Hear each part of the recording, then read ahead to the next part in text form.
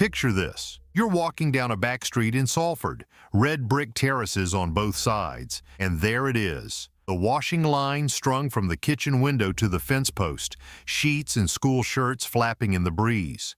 Round the corner, a rotary whirligig spinning slowly in a tiny back garden, loaded right down to the last peg. Now fly to Rome, same thing. Colorful sheets hanging between the balconies, shirts swaying above the cobbled streets. It looks like a postcard. Land in Tokyo, one of the most advanced cities on Earth, same.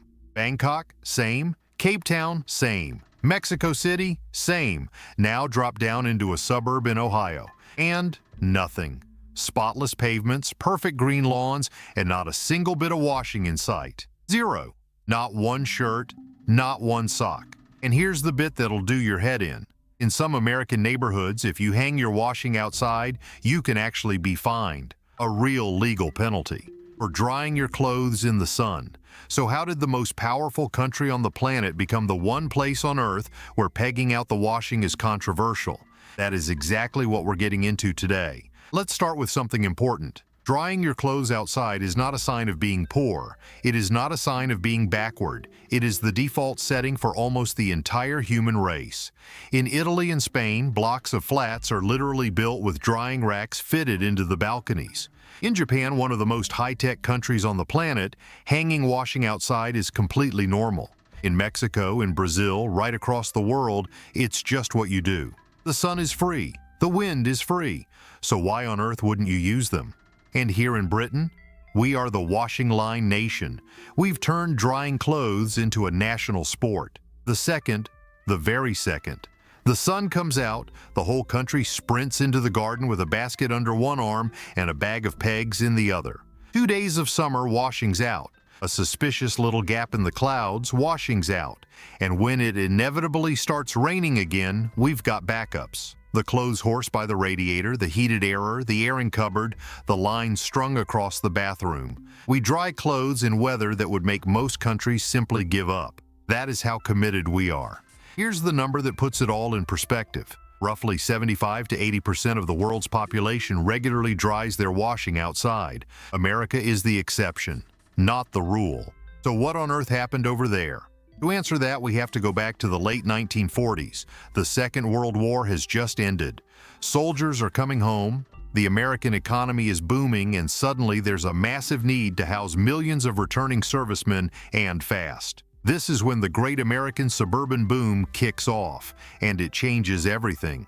Developers start building entire towns from scratch.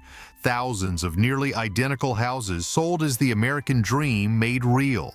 A house, a lawn, a garage, a life. And these houses came with something brand new, the electric tumble dryer.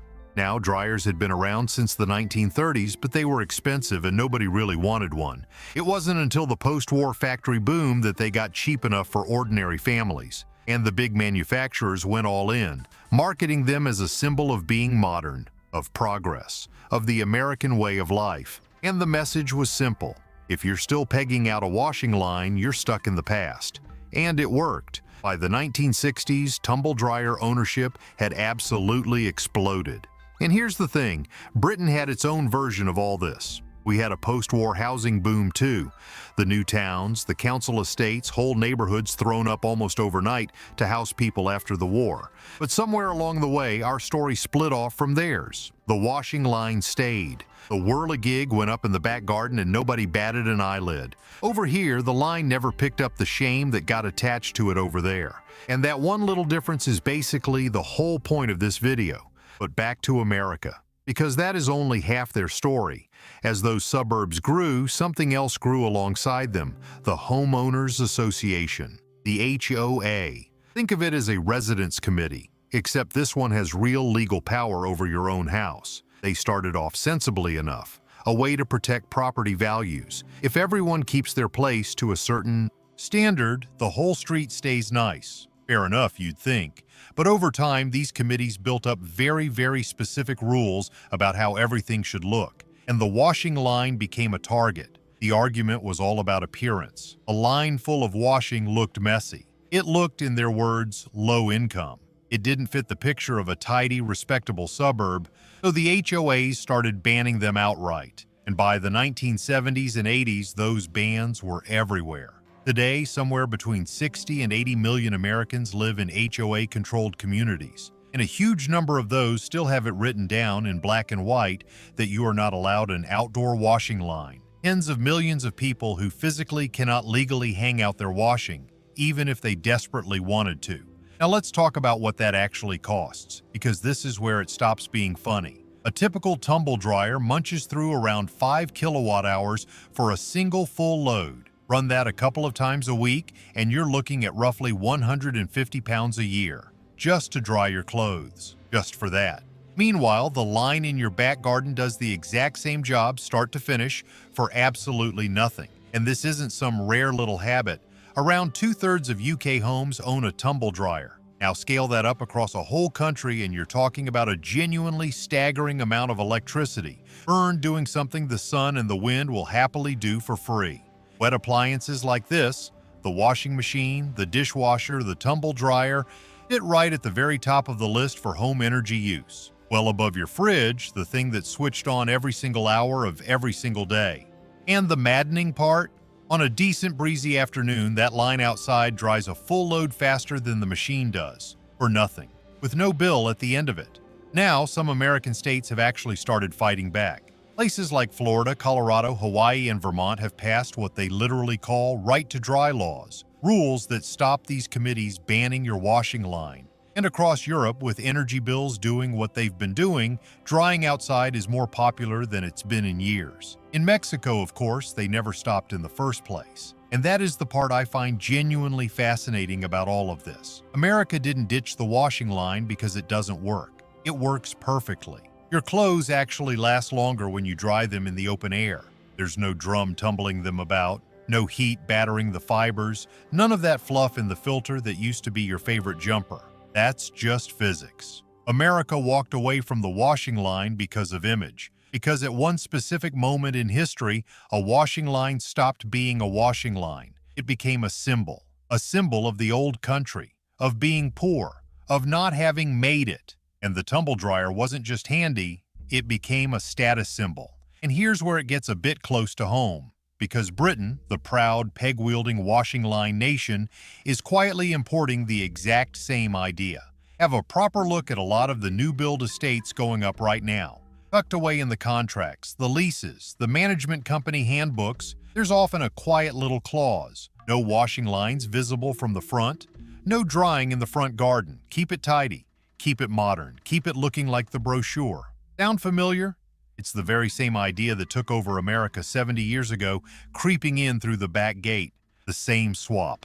A practical thing quietly turned into a social signal, and none of this makes one country better than another.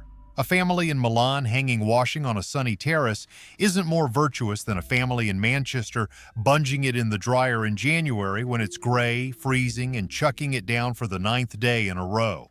Context always matters, but what's really worth sitting with is how easily a simple practical decision turns into an identity. How a marketing campaign can quietly turn an ordinary behavior into a status symbol, and how those signals get so baked in that we stop questioning them completely. Most Americans have never once stopped and thought, hang on, why don't I just dry my clothes outside? It just feels normal. It feels like what you do. And that is exactly what makes it so interesting to pull apart. So the next time you load up the tumble dryer, take a second. Think about the whole chain of events that made that feel automatic. The post-war boom, the appliance industry, the residents' committees, the way modern got defined in one single cultural moment, then hardened into rules and habits that have lasted 70 years. That's a lot of history sitting quietly in your utility room. Now I want to hear from you. Are you on a new build estate where the rules tell you exactly where you can and can't dry your washing? Has a freeholder or a management company ever had a proper go at you about a line in the garden? Or are you watching from somewhere where this entire story sounds completely and utterly mad? Drop it in the comments. I read every single one. And if you found this interesting, hit that subscribe button. There's a whole series here digging into the hidden logic behind everyday habits and how they look from the outside. See you in the next one.